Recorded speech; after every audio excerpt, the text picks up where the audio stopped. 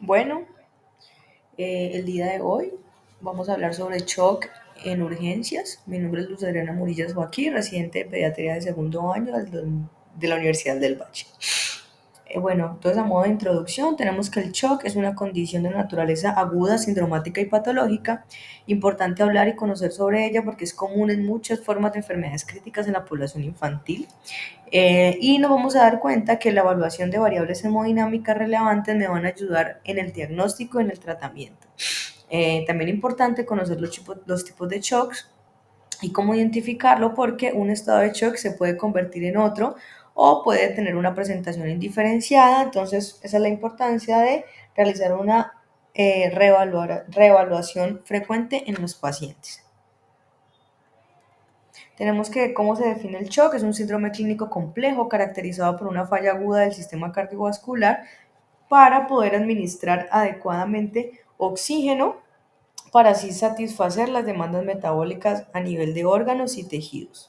En cuanto a la epidemiología, tenemos que el shock es una entidad común presente hasta en un tercio de todos los pacientes de cuidados críticos, que en pediatría el más común es el shock hipovolémico y aproximadamente el 2 de todos los lactantes niños, el 2% de todos los lactantes niños y adultos hospitalizados en Estados Unidos lo van a tener o se va a diagnosticar. Alrededor de 400.000 casos por año. Y en los niños hospitalizados, el shock séptico es el responsable se presenta en el 4% de estos pacientes.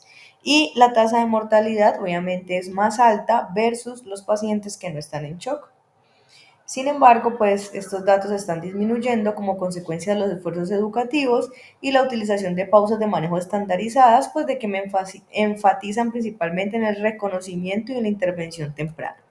En cuanto a fisiopatología, tenemos que eh, la fisiopatología del shock está basada en los conceptos de entrega de oxígeno. Ya les voy a mostrar acá.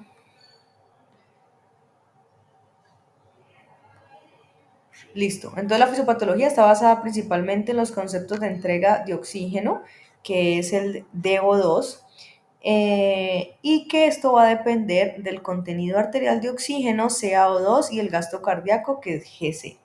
Esos factores son los que regulan esta entrega y en los requerimientos tisulares del mismo, que es el consumo de oxígeno, que es VO2, que vamos a ver más adelante. Tenemos que el contenido arterial de oxígeno está determinado por la concentración de hemoglobina, la saturación arterial de hemoglobina y la presión arterial de oxígeno, la presión de oxígeno arterial parcial. Entonces tenemos que este factor 1.34 corresponde a la capacidad del transporte de oxígeno por la hemoglobina y este factor 0.003 es el coeficiente de solubilidad del oxígeno en la sangre a una temperatura de 37 grados centígrados. Y de esto se desprende que los principales factores en determinar el contenido arterial de oxígeno, que es CaO2, son la concentración de hemoglobina y su saturación. En cuanto al gasto cardíaco, depende de la frecuencia cardíaca y del volumen sistólico, y a su vez el volumen sistólico va a depender de la contractibilidad, de la poscarga y la precarga. Recordando que la precarga es la cantidad de llenado del ventrículo al final de la diástole y la poscarga es la fuerza contra la cual debe trabajar el ventrículo para poder expulsar la sangre durante la sístole, que se va a ver muy afectada por la resistencia vascular sistémica. Y la contractibilidad se refiere a la fuerza generada por el ventrículo durante la sístole principalmente. Entonces en el shock tenemos una insuficiencia circulatoria, hay una disminución de suministro de oxígeno a los tejidos y por ende disminuye la presión parcial de oxígeno. En cuanto al consumo de oxígeno, lo conocemos como VO2, vamos a ver que en el shock la demanda de oxígeno va a variar según el tiempo del tejido y el tiempo. Perdón, según el tipo del tejido y el tiempo. ¿Cómo lo podemos calcular? Con estas dos variables, que es DO2, que fue lo que hablamos anteriormente, que es la entrega de oxígeno, y O2ER, que significa tasa de extracción de oxígeno. Entonces de eso va a depender el consumo de oxígeno. Entrega de oxígeno por tasa de extracción de oxígeno, que lo normal es alrededor del 20 al 30%. Y de esta manera, que se ve acá en la parte inferior, es que podemos determinar la tasa de extracción de oxígeno. Entonces, en una condición normal, tenemos que la demanda de oxígeno es igual al consumo. Eh, el consumo de oxígeno o VO2 es aproximadamente 2.4 cc de oxígeno por kilo por minuto, de entrega de oxígeno o DO2 es de 12 cc de oxígeno por kilo por minuto, y esto va a corresponder a una tasa de extracción de oxígeno alrededor del 20%, como les dije anteriormente. Entonces, este entrega de oxígeno, DO2, se va a ajustar a la demanda de oxígeno, y cuando esta demanda aumenta, por ejemplo, durante el ejercicio, la entrega de oxígeno debe adaptarse y aumentar. Cuando hay un shock, la entrega de oxígeno va a disminuir y el consumo de oxígeno se va a mantener mediante un aumento compensatorio de la tasa de extracción de oxígeno periférica. Tenemos que cuando existe una falla energética celular o una falla energética celular va a ocurrir principalmente cuando la entrega de oxígeno o DO2 es insuficiente para cubrir este consumo de oxígeno o VO2. Entonces, en el shock ocurre que las demandas de oxígeno o el consumo de oxígeno son mayores a la entrega de oxígeno. Entonces las células son incapaces de participar en el metabolismo aerobio de la glucosa y van a ocasionar una importante disminución principalmente en la producción de ATP, que en dicho contexto pues esta va a depender principalmente del metabolismo anaerobio. Entonces, cuando se realiza este cambio de metabolismo de aerobio a anaerobio, va a existir más lactato a nivel intracelular y a nivel sérico. Va a haber una disminución de la producción de ATP y se va a acumular hidrogeniones y ADP.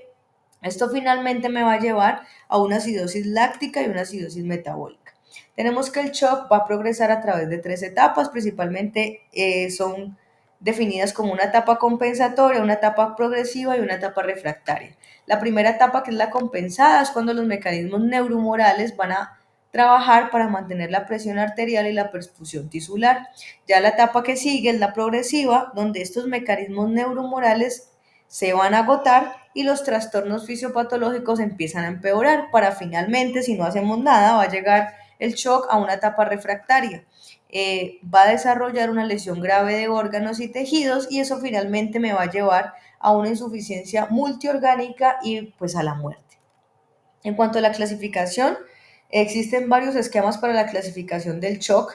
Sin embargo, debido a las implicancias diagnósticas y terapéuticas, la más utilizada es la clasificación según la causa primaria que comanda el shock, y por ende eso me puede guiar en la terapia específica inicial para mejorar esta entrega de oxígeno, que es lo que está alterado en el shock. En esta clasificación se proponen 4 grandes categorías. Está el shock cardiogénico, el shock hipovolémico, el distributivo, el obstructivo, y dentro del distributivo pues está el séptico. En cuanto al hipovolémico, tenemos que ver una disminución de la precarga.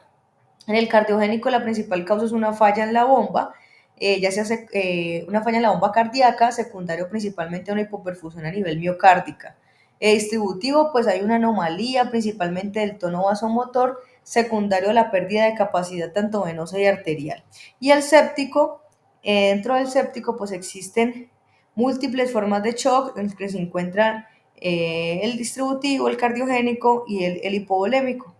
Y el obstructivo tenemos una disminución del gasto cardíaco, pero esta es secundaria a que existe un impedimento directo al flujo de salida de las cavidades cardíacas, tanto derechas e izquierdas, o a la restricción de todas las cámaras cardíacas. Y en la parte de abajo podemos ver cuáles son las causas potenciales de cada uno de los tipos de shock. Aquí podemos ver si tenemos pacientes con signos o síntomas de hipoperfusión tisular, digamos un paciente con hipotensión arterial. Si estos están ausentes, pues tengo que buscar cuál es la causa, un síncope, una hipotensión crónica, entre otros. Si tengo un paciente con hipotensión arterial y con signos de hipoperfusión tisular, tenemos que un paciente está en shock. ¿Cuáles son estos signos de hipoperfusión? Tenemos alteración del estado de conciencia, alteración a nivel de la piel, moteada, frialdad, y además a nivel renal se presenta como liguria, pacientes tienen taquicardia y elevación del lactato sérico. Entonces, si hay algún paciente con estos signos, tenemos que el paciente está en shock. Lo que tenemos que hacer es estimar el la saturación venosa de oxígeno, si está normal o elevada, tenemos que es un shock distributivo. Si está disminuido, tenemos que mirar la presión venosa central. Si esta también está disminuido, tenemos un shock hipovolémico. Y si la presión venosa central está elevada, nos podemos estar enfrente de un paciente con un shock cardiogénico o un shock obstructivo. Y en este cuadrito de acá, pues vemos los tipos de shock, donde el principal, el que más se presenta en un 62%, es el shock distributivo, dentro del cual el que más se presenta es el séptico. El no séptico ocurre en el 4% de los casos, el cardiogénico ocurre en el 16% de los casos, el hipovolémico también en el 16% y en una menor medida, que es el 2%, un shock obstructivo. También lo podemos clasificar según el grado de compensación, como les dije anteriormente, compensado, descompensado y reversible. El compensado es donde los procesos fisiológicos neuromorales, logran que la función orgánica se mantenga. El descompensado, cuando estos mecanismos de compensación ya son ineficaces para lograr una correcta perfusión tisular, aquí se empieza a observar, a presentar ya la disfunción orgánica y hay falla a nivel microvascular. Y en esta etapa, los hallazgos del examen físico, los hallazgos de la fase previa, se les aumenta o se les agrega la presencia de hipotensión arterial. Y en el irreversible ocurre cuando ya el daño tisular ha sido relevante y aunque se restaure la perfusión tisular, la posibilidad de recuperar al paciente aquí es bastante baja. También una clasificación, o también podemos observar a nivel hemodinámico qué ocurre en cada tipo de shock, cuáles son las variables hemodinámicas en los diferentes estados de shock. Tenemos que en el shock hipovolémico el gasto cardíaco va a estar disminuido, igual que la presión venosa central, mientras que la resistencia vascular sistémica va a estar elevada y la presión arterial media se puede mantener normal o disminuida. En cuanto al shock cardiogénico, tenemos un gasto cardíaco disminuido, una presión arterial media que puede estar o no disminuida, mientras que la resistencia vascular sistémica y la presión venosa central están aumentadas. En el shock obstructivo tenemos una disminución a nivel del gasto cardíaco, a nivel de la presión arterial media y tenemos una elevada resistencia vascular sistémica y una presión venosa central también elevada. En el shock distributivo tenemos el gasto cardíaco aumentado, tenemos la resistencia vascular sistémica y la presión arterial media disminuida, al igual que la presión venosa central que puede estar normal y disminuida. Y en el shock séptico tenemos el gasto cardíaco aumentado y tenemos la resistencia vascular sistémica, la presión arterial media y la presión venosa central disminuidas. Vamos a hablar un poco de cada tipo de shock, de la fisiopatología de cada tipo de shock. Tenemos que en el shock hipovolémico lo que ocurre principalmente es una pérdida de volumen a nivel intravascular y una disminución de la precarga. Y esto finalmente me va a llevar a una caída del volumen sistólico. Tenemos que en las fases iniciales, en el shock hipovolémico, la taquicardia y el aumento de la resistencia vascular sistémica se da como una respuesta compensatoria inicial para yo poder mantener el gasto cardíaco y la presión arterial sistólica.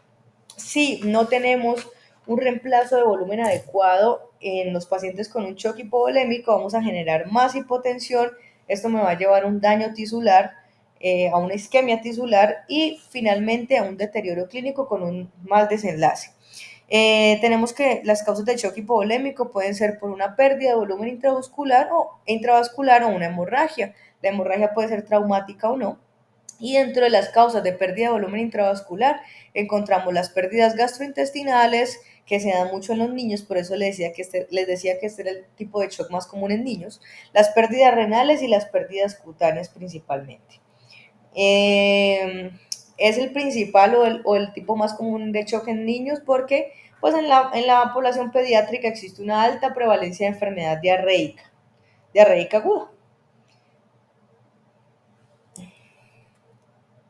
En esta imagen podemos ver esta causa que es una causa de shock hipovolémico, que es el shock hemorrágico. Es una compleja forma de shock hipovolémico, pues porque tiene una particularidad de asociar el componente hipovolémico, pues por medio de la disminución del gasto cardíaco con la reducción de la masa eritrocitaria y que esto me lleva a una disminución de la capacidad transportadora de oxígeno.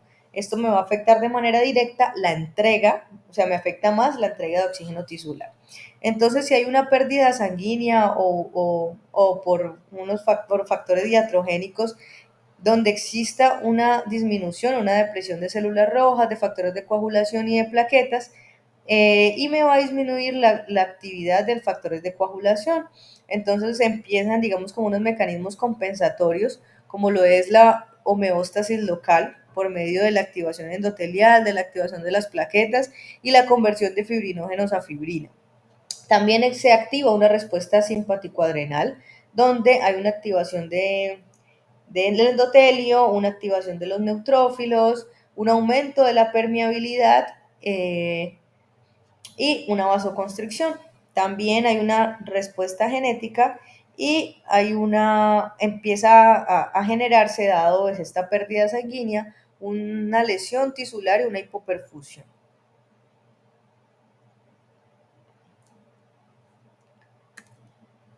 En esta imagen podemos ver la clasificación del shock hemorrágico en pediatría según los signos clínicos.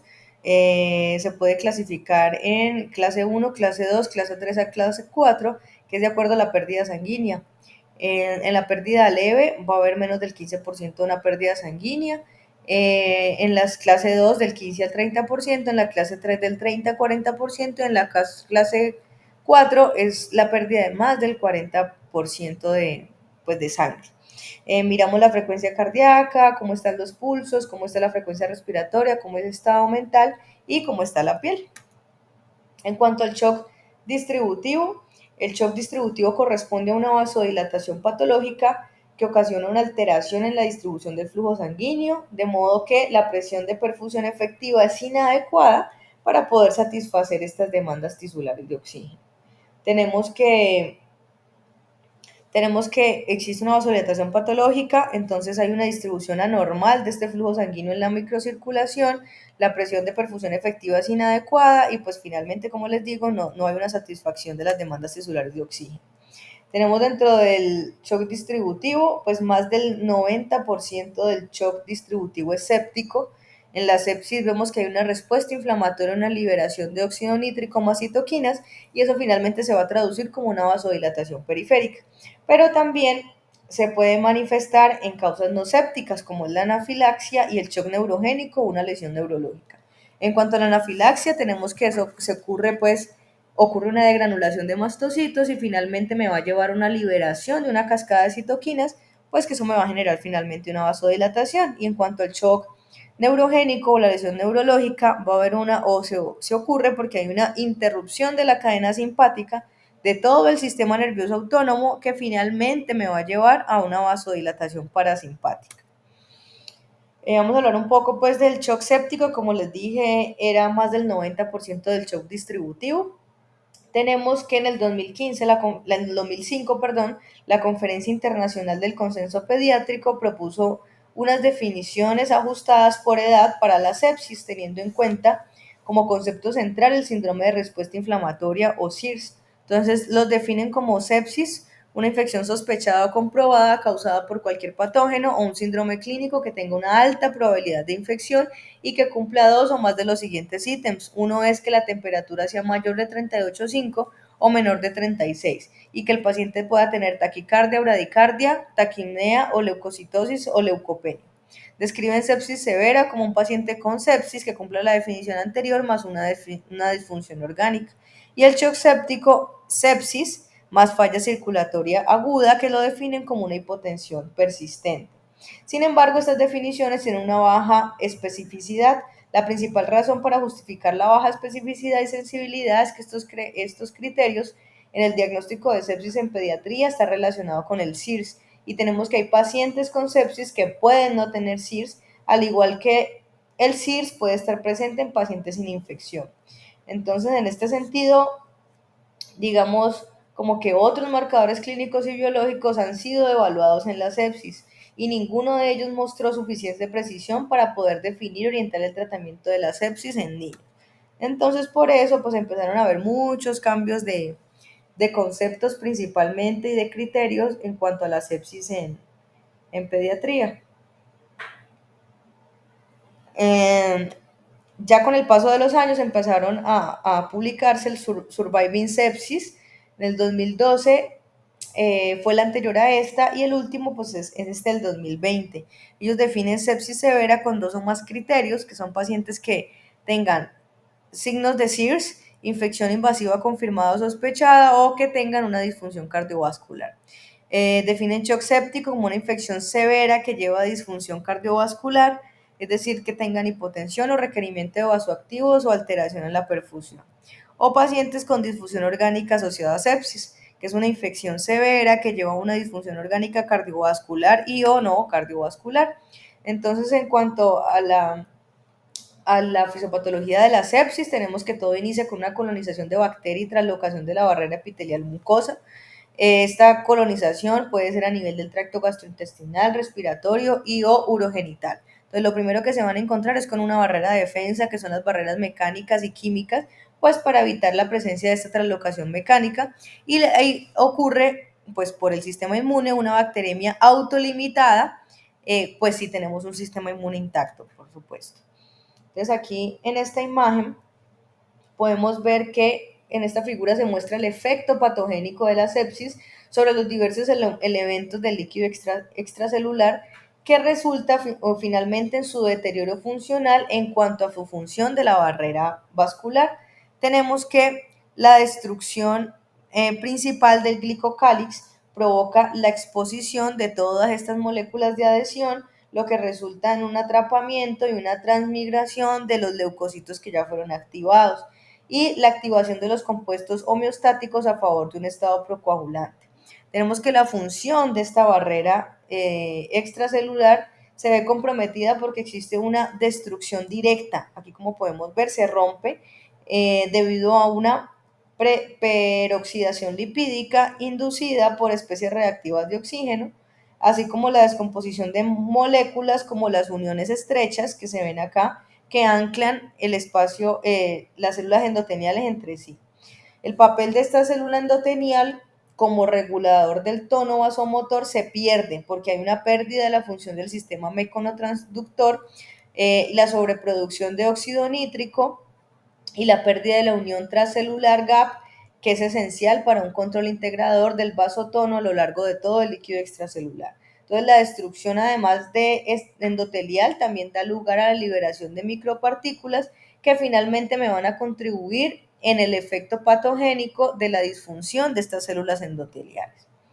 Tenemos que la respuesta inflamatoria inducida por patrones moleculares asociados a patógenos lo que va a hacer es activar toda una vía extrínseca mediante la expresión del factor tisular principalmente, de las células endoteliales y lo que a su vez va a inducir a una cascada proteolítica que me va a conducir a la formación de una difusión microvascular y se va a formar o sea, se conduce a una formación de trombina, depósitos de fibrina, oclusiones microvasculares y finalmente una hipoperfusión tisular, pues en conclusión se genera una disfunción completa pues a nivel microvascular. Esto me va a llevar a una alteración tisular de oxígeno, la vasodilatación me genera más hipotensión y finalmente pues se va a ver una falla a nivel orgánica. En el shock anafiláctico tenemos que es una vasodilatación masiva, como les decía previamente, está mediada principalmente por histamina. Va a haber una mala distribución con un desplazamiento del líquido del espacio intra al espacio extravascular. Generalmente es mediada por una reacción de hipersensibilidad dependiente de IgE y el papel central lo va a desempeñar no solo la histamina, sino también los mastocitos. Y tenemos que la muerte por anafilaxia es rara, pero debemos conocerla porque pues si se presenta es bastante, pues la mortalidad es alta si se presenta una anafilaxia. En cuanto al shock neurogénico, tenemos que existe un estado de desequilibrio entre la regulación simpática y la parasimpática, tanto de la acción cardíaca como del músculo liso. Tenemos que los signos dominantes son una vasodilatación profunda con una hipovolemia relativa, mientras que el volumen sanguíneo permanece sin cambios. Entonces, ¿cuáles son los mecanismos patogénicos del shock neurogénico? Los podemos dividir en tres grupos principales. Primero, el que existe una lesión directa en los centros En los centros de regulación circulatoria, debido principalmente a una compresión que puede ser por un trauma pues a nivel del tronco encefálico, también por una isquemia o por influencia de algunos fármacos. También puede ser una alteración a nivel aferente, alteradas al centro circulatorio en el bulbo raquídeo. Puede ser debido al miedo, al estrés o al dolor, o incluso algunos unos reflejos vagales desregulados.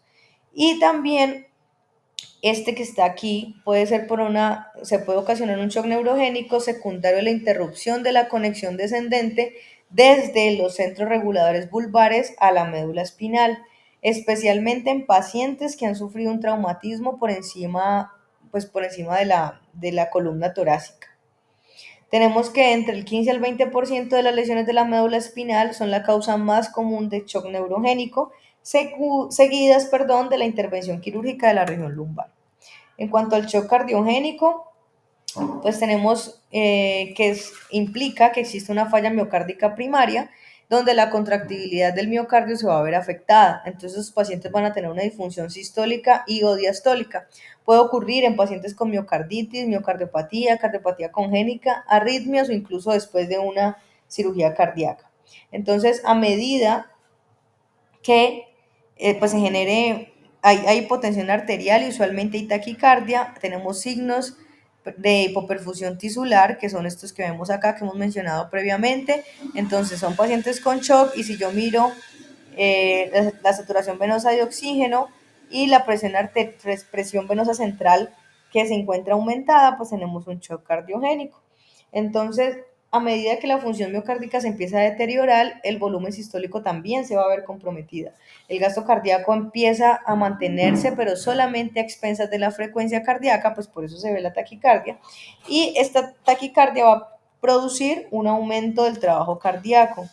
Si aumenta este trabajo cardíaco, va a aumentar la presión venosa central y también va a aumentar la poscarga. Tenemos que existe un aumento en el retorno venoso y aumento también el volumen, principalmente telediastólico a nivel ventricular. Y la dilatación cardíaca resultante pues puede empeorar la disfunción cardíaca, pues va a haber una falla a nivel ventricular principalmente. En cuanto al shock obstructivo, tenemos que se ocasiona por la obstrucción de los grandes vasos o del corazón por factores mecánicos, ya sean intra o extravasculares o luminares. Esto me va a llevar a la reducción de flujo sanguíneo en los grandes vasos o en el flujo de salida cardíaca.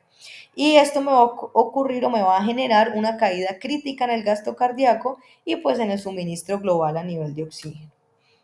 En esta imagen pues podemos ver como el perfil hemodinámico del paciente en el que se puede clasificar.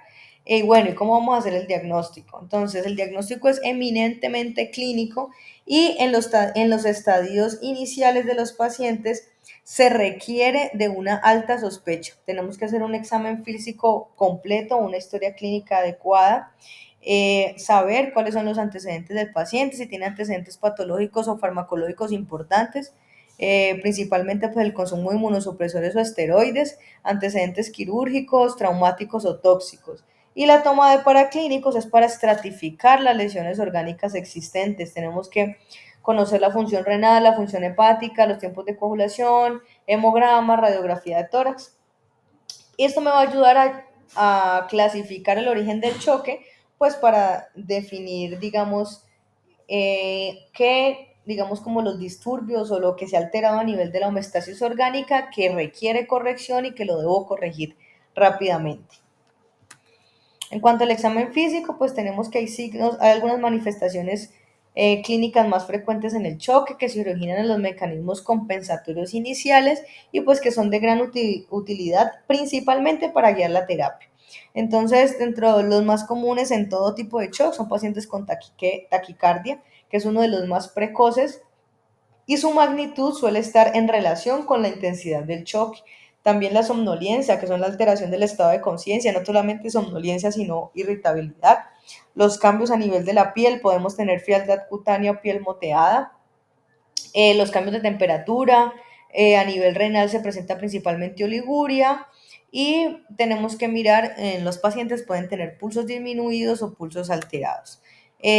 Ahora el examen físico por cada tipo de shock. En el hipovolémico, cuando está producido por una pérdida de líquidos o electrolitos, pues pacientes con vómitos o diarrea, en los más pequeñitos con fontanela deprimida, hundida, los ojos hundidos, la sequedad de mucosas, pérdida de turgencia cutánea. Si la causa del shock hipovolémico es por una hemorragia, pues el paciente va a tener un sangrado activo y una palidez. Y si es producido por un tercer espacio, pues debemos buscar paciente con edema o con ascitis.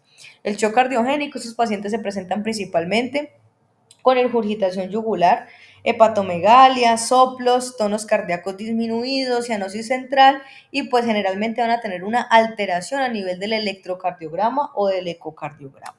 Los pacientes con un shock anafiláctico, pues lo vamos a ver con urticaria, angioedema, mucho prurito, pueden tener rinorrea o no y también disfagia y síntomas respiratorios. Van a tener sibilancias, estridor y síntomas digestivos. Pueden presentarse o no con presencia de vómitos, diarrea, dolor abdominal. Y en el séptico, pues claramente el paciente pues va a tener fiebre o va a tener hipotermia, que es uno de los criterios para el diagnóstico de sepsis. En cuanto al tratamiento, bueno, el abordaje inicial, lo importante es que debemos identificarlo para poder hacer una reversión temprana de los signos clínicos de shock, porque esto me va a mejorar el desenlace en los pacientes. La reversión de estos signos clínicos en urgencias se ha evidenciado una reducción de de la mortalidad y la neuromorbilidad en más del 50% de los casos. Entonces, al examen físico inicial, en urgencias, recordar el triángulo de aproximación pediátrica que ha sido tema de discusión durante todas nuestras exposiciones, en todas nuestras revisiones. Importante porque me permite reconocer de manera rápida el estado general del paciente por medio de la evaluación del aspecto, de la respiración y la circulación. Y me permite clasificarlo para que en caso de que requiera intervenciones inmediatas se lleven a cabo. El reconocimiento temprano del shock se debe hacer desde el ingreso del paciente a urgencias. Y se enfoca al niño con el A, B, C, D, E, evaluando la vía aérea, la respiración y la circulación de manera prioritaria. Y pues claramente debemos tomar los signos vitales completos.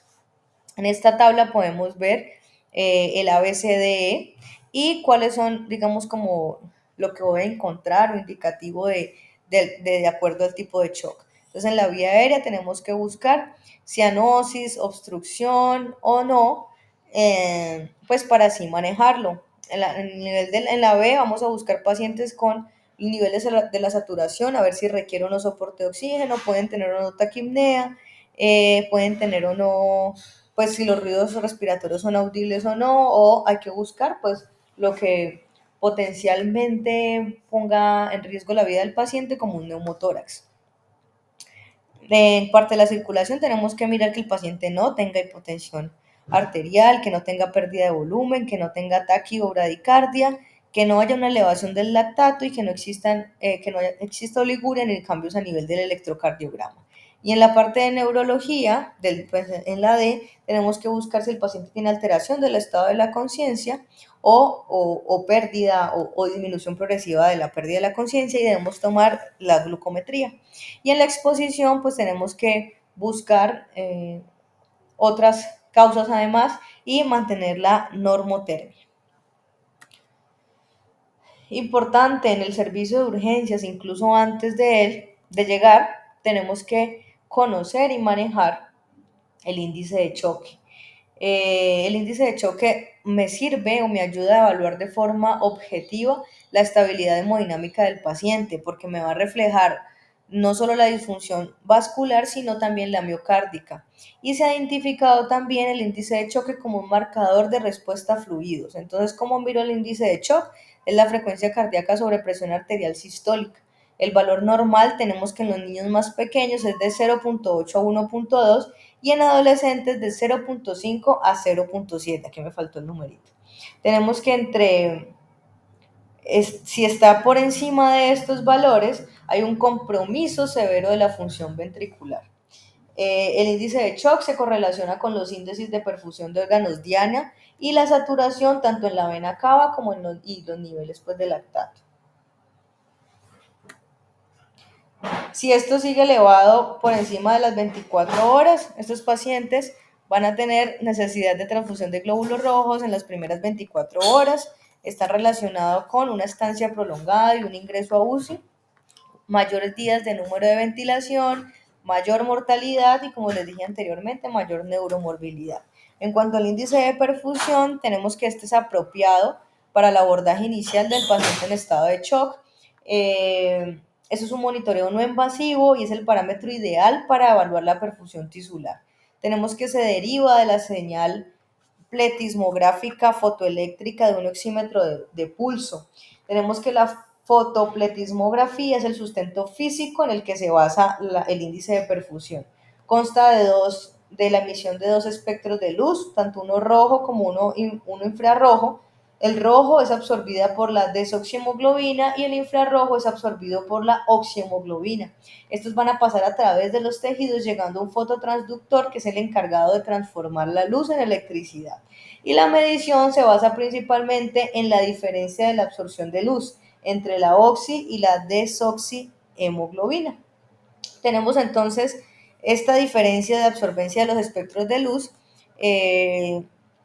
En esta diferencia hay dos tipos de flujo, que es el flujo pulsátil o AC y el flujo no pulsátil o AD.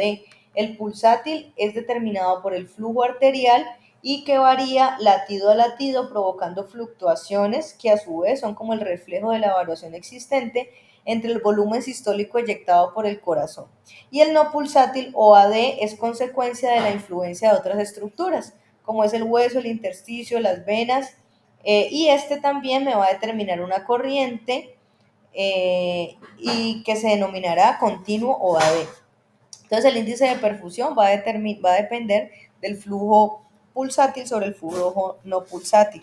Y el shock clínico se puede detectar cuando el índice de perfusión es menor a 1.1 en niños menores de 3 años, menor a 1.2 en niños de 3 a 10 años y menor a 1.5 en niños de 10 a 12 años. Tenemos que el índice de perfusión pues me va a reflejar la interacción entre las características hemodinámicas, tanto periféricas como centrales, como el tono vascular y el volumen sistólico. Por eso es importante conocerlo y realizarlo, pues porque lo podemos tener a la mano y sospechar pues un shock y actuar de manera rápida. En cuanto al soporte en las medidas generales de paciente con shock, con cualquier tipo de shock, primero, pues importante una monitoría cardiorrespiratoria continua, oxígeno importante en todos los pacientes, oximetría de pulso continua, tener un acceso endovenoso lo antes posible, si no, pues, si no lo podemos realizar o es difícil, tenemos que tener un acceso intraóseo. Reanimación con líquidos endovenoso importantísimo, la toma de glucometría, porque si el paciente tiene hipoglicemia, pues lo tenemos que corregir de manera inmediata. Si tenemos cómo tomar el calcio, lo hacemos de inmediato, pero la recomendación es iniciar el soporte con calcio y si no hay hipocalcemia, pues simplemente pues se suspende. Pero mientras nos llega el resultado, la idea es que iniciemos el manejo con calcio. Tenemos que tomar paraclínicos según la etiología que yo sospeche, por los niveles de lactato, los hemocultivos y demás. Medir siempre el gasto urinario y tener en cuenta que el catéter venoso central no es esencial en las primeras etapas de manejo. Entonces tenemos fases del tratamiento, que son 4 fases principalmente en el tratamiento de todo tipo de shock. La primera, como vemos acá, es la fase de rescate, que se centra principalmente en yo lograr una presión arterial y un gasto cardíaco compatibles con la supervivencia inmediata y realizar procedimientos que me van a salvar la vida para tratar la causa subyacente de este shock. La siguiente fase es la fase de optimización, que se va a centrar principalmente en promover esta disponibilidad de oxígeno tisular y mantener monitoreado el gasto cardíaco, la saturación venosa de oxígeno y los niveles de lactato. En la fase 3 o de estabilización se centra principalmente en prevenir la disfunción orgánica y minimizar pues las complicaciones. Y en la fase de desescalada o desescalación se centra en destetar al paciente de los vasoactivos o inotrópicos en caso de haberlo requerido y proporcionar tratamientos que me ayuden a tener un equilibrio, pues un balance de fluidos negativo. Entonces tenemos que independientemente de cualquier tipo de shock, las terapias tienen que estar guiadas mediante el cumplimiento de metas. ¿Cuáles son las metas clínicas y del laboratorio en un paciente de shock, con diagnóstico de shock? En cuanto a clínica, pues normalizar el estado mental, tener una disminución progresiva de taquicardia, mejorar la intensidad de los pulsos centrales y periféricos, tener un llenado capilar menor a 2 segundos, mejorar la perfusión de la piel y tener una diuresis mayor a 1 cc por kilo por hora. Y las metas de laboratorio, en los pacientes con shock tenemos que deben tener un lactato menor a 2, un anion gap menor a 16 y la saturación venosa de oxígeno debe aumentar y estar alrededor del más del 70%. Se ha postulado que la primera hora desde el inicio de la terapia es crucial para poder cumplir estos objetivos y pues finalmente tener el mejor resultado para el paciente. En cuanto a la vía aérea, tenemos que a todos los niños en shock se les tiene que administrar oxígeno suplementario, pues por lo que les dije anteriormente, pues que existe una alteración en la entrega de oxígeno, entonces pues tenemos que lograr esto pues como tratamiento inicial. El apoyo de la vía aérea y la respiración pues es esencial para maximizar la entrega de oxígeno. En las fases iniciales del manejo pues vamos a usar la saturación de oxígeno como guía y en los pacientes de acuerdo pues al estado mental o estado de conciencia tenemos que valorar la necesidad de intubación. Si tengo un paciente con un aumento del trabajo respiratorio que está hipoventilado y que empieza una disminución del nivel de conciencia de manera progresiva, pues esos pacientes tenemos que intubarlos y debemos usar la secuencia rápida de intubación. Es muy importante si vamos a intubar tener en cuenta la posible etiología del shock, pues para yo poder elegir los medicamentos en secuencia rápida de intubación. El etomidato pues no me afecta las variables hemodinámicas, pero no se debe usar en sépticos porque es un supresor a nivel suprarrenal. Entonces en estos pacientes sépticos podemos usar la ketamina. Tenemos que evaluar el inicio de vasoactivos por vía periférica, dado que en ocasiones el inicio de la ventilación mecánica invasiva puede disminuir la precarga a nivel del ventrículo izquierdo y pues esto me va a generar más hipotensión. Entonces, en secuencia de intubación rápida, pues podemos realizarlo con fentanilo, con ketamina y rocurón. En cuanto a la C, la resucitación hídrica, necesitamos expander el espacio intravascular y esta es la piedra angular del tratamiento inicial en todo paciente con choque, porque esto me va a hacer mejorar la precarga e indirectamente pues me va a mejorar la contractilidad por medio del mecanismo de Frank Starling, donde al distender la fibra miocárdica por mayor volumen a nivel intracavitario pues me va a mejorar esta capacidad contráctil. Entonces, con la resucitación hídrica vamos a tener un aumento en el volumen sistólico, en el gasto cardíaco y en la entrega de oxígeno.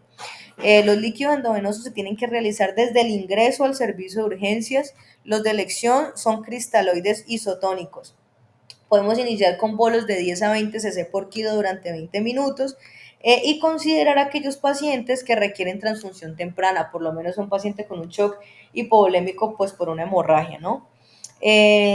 Tenemos que después de iniciar los líquidos, pues hay que hacer una evaluación constante del paciente y consideramos que es un shock refractario de líquidos, aquellos que tienen persistencia de shock a pesar de la administración de líquidos suficientes para yo mantener una presión venosa central de 8 a 18 milímetros de mercurio.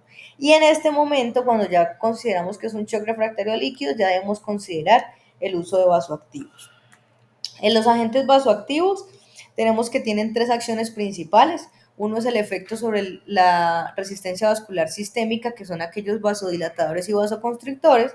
Otros tienen efectos sobre la contractibilidad cardíaca, que son los inotrópicos, y otros efectos sobre la frecuencia cardíaca, que son aquellos con actividad de cronotrópicos positivos. Tenemos que los vasoactivos, pues esto no es, digamos, tema de charla, pues tema de esta charla a fondo porque pues ya vamos a tener otra exposición solamente de vasoactivos.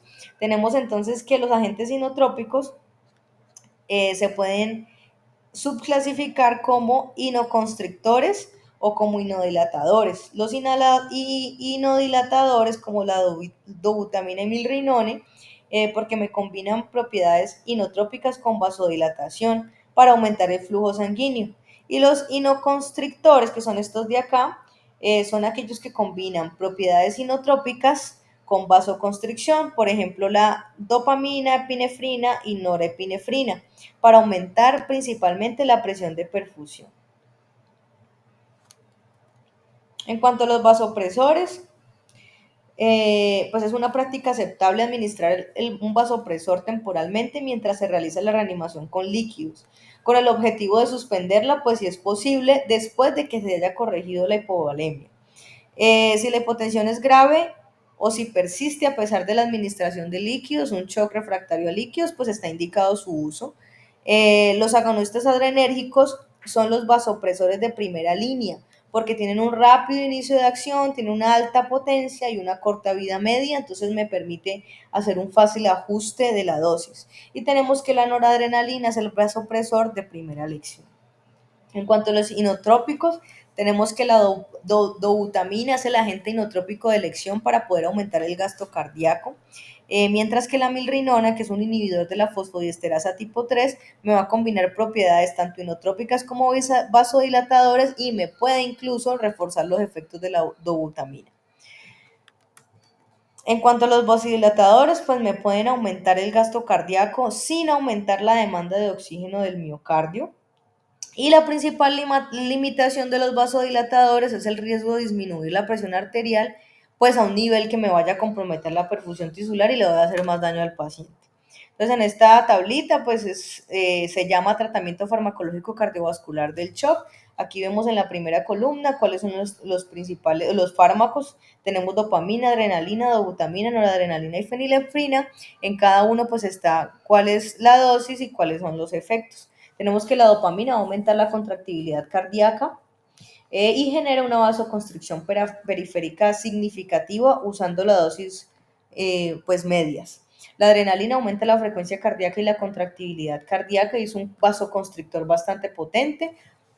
Tenemos que la dobutamina aumenta la contractibilidad cardíaca y es un vasodilatador periférico, mientras que la noradrenalina me va a generar una vasoconstricción bastante potente y no hay cambios o efectos significativos sobre la contractibilidad cardíaca. Mientras que la fenilefrina, pues sí es un vasoconstrictor potente. Los esteroides, el uso de esteroides en shock, tenemos que en el shock hay un agotamiento de los receptores principalmente adrenérgicos. Entonces, en el shock una insuficiencia suprarrenal transitoria. Sin embargo, pues en nuestra población pediátrica el uso de esteroides es bastante limitada porque existen resultados contradictorios. Se debe usar o se debe considerar cuando el shock es resistente a catecolaminas. Se recomienda el uso de la hidrocortisona, una dosis de 50 a 100 miligramos metro cuadrado día o 2 a 4 miligramos por kilo día.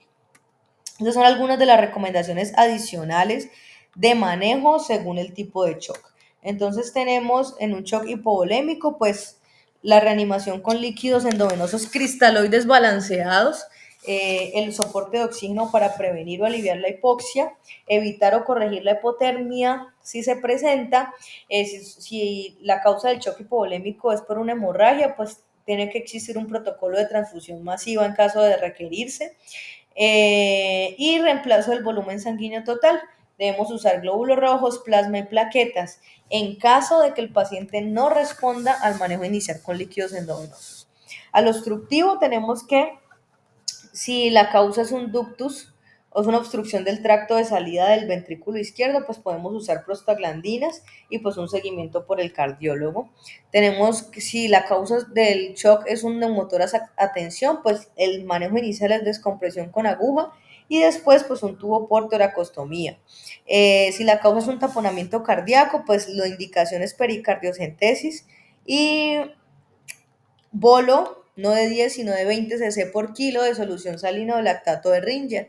Mientras si la causa es una embolia pulmonar, debemos considerar el uso de trombolíticos o anticoagulantes y pues el seguimiento por el experto.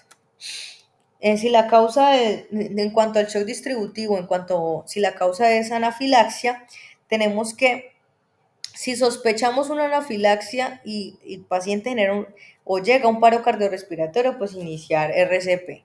Si el paciente está hemodinámicamente inestable, tengo que hacer la valoración por medio de ABCDE. Tenemos que retirar el posible alergeno, el paciente en posición supina, oxigenoterapia a un flujo alto y monitoreo continuo y tener acceso vascular. El manejo inicial pues con adrenalina intramuscular. La dosis es de 0.01 miligramos por kilo a un máximo de 0.5 miligramos.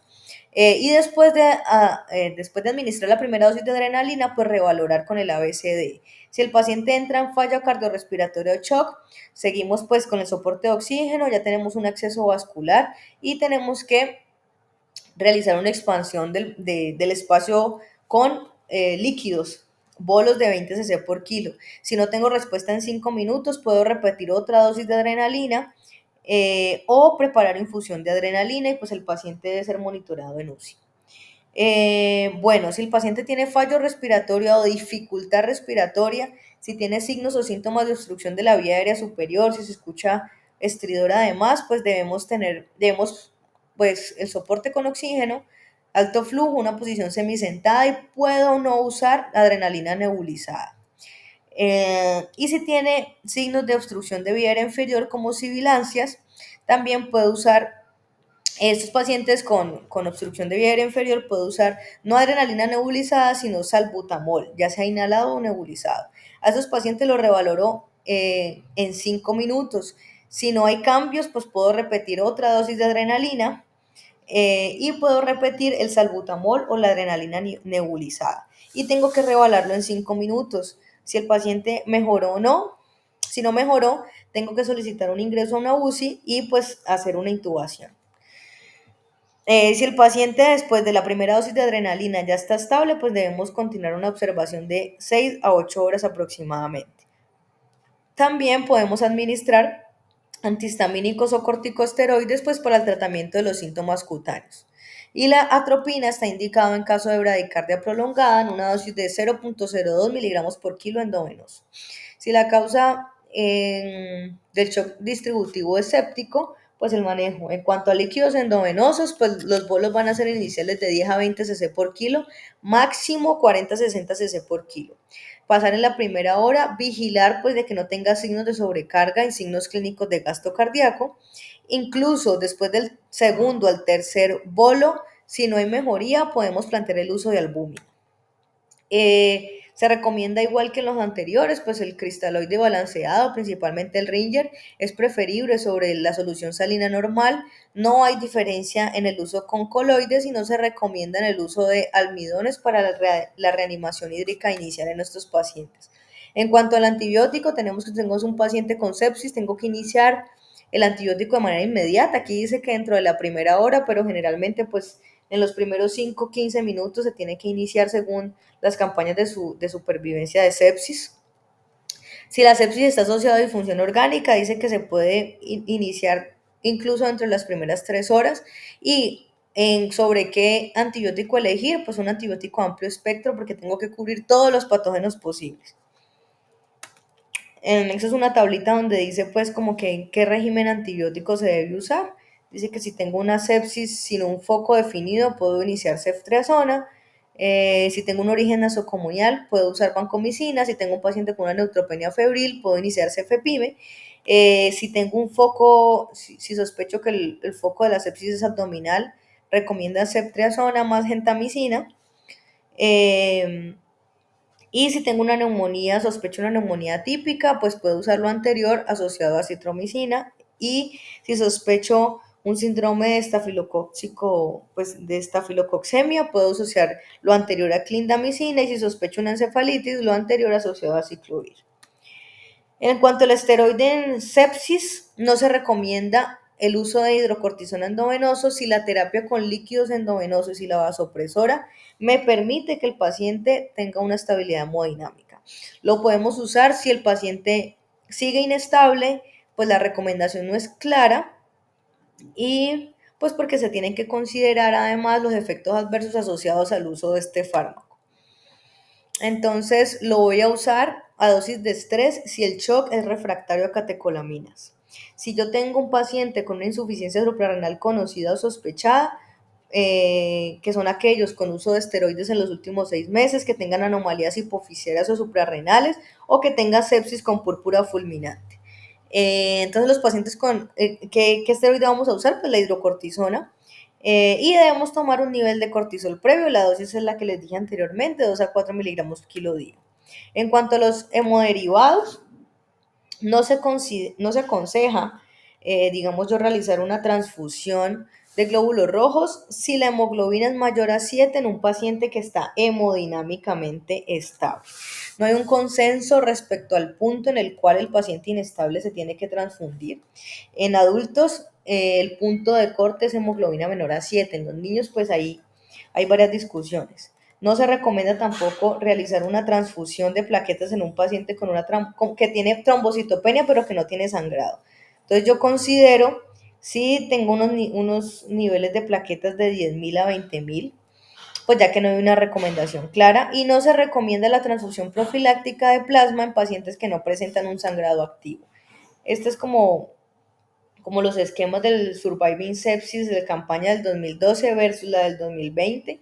Entonces, digamos como que no se ve muy bien la imagen, pero comparando lo recomendado en el 2012 con lo del 2020, pues antes recomendaban solución salina coloide, ahora recomiendan pues para los bolos iniciales lactato de Ringer. Ahora antes el volumen de los bolos era un poco más agresivo, antes recomendaban la dopamina de inicio y pues también hablaban un poco en el 2012 sobre el shock caliente y shock frío. Las recomendaciones en el shock cardiogénico, el tratamiento debe ser sintomático con el objetivo de mejorar principalmente la perfusión de los órganos terminales, la microcirculación y pues la utilización celular del oxígeno, que es todo lo que me causa el shock. Esos pacientes, al igual que los otros, deben tener un soporte de oxígeno. En ellos tengo que iniciar vasoactivos de manera temprana y la reanimación con líquidos es menor, con un menor volumen versus a los otros tipos de shock. En esto se recomienda de 5 a 10 cc por kilo. Y la ecocardiografía y la monitorización invasiva pues son los pilares del diagnóstico y pues para poder determinar un tratamiento en estos pacientes.